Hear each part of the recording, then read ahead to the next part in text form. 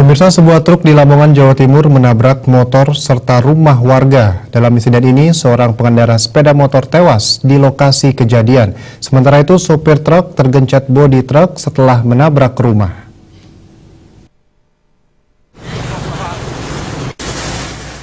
Ketenangan warga desa Ploso Wahyu, Kecamatan Kota Lamongan, Sabtu tengah malam digegerkan dengan terjadinya kecelakaan antara truk dengan sepeda motor. Akibat dari insiden ini, Marsam, sang sopir truk, mengalami luka. Setelah tubuhnya tergencet bodi truk, minimnya peralatan membuat petugas dibantu warga baru bisa mengevakuasi 1 jam setelah kejadian. Untuk keperluan medis, supir truk langsung dilarikan ke Rumah Sakit Muhammadiyah Lamongan. Menurut petugas Laka Lantas Polres Lamongan Bribka Kuku, kecelakaan yang mengakibatkan korban jiwa ini bermula saat truk yang melaju dari arah timur tidak mengetahui ada pengendara sepeda motor yang menyeberang.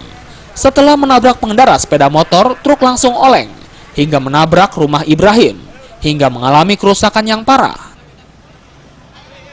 Jadi dimungkinkan kendaraan sepeda motor itu menyeberang. Akhirnya terus tertabrak truk. Iya. Terus truk nabrak apa? Sementara ini truk masuk ke rumah penduduk di bawah jembatan itu, di bawah situ. Ada korban yang meninggal dan?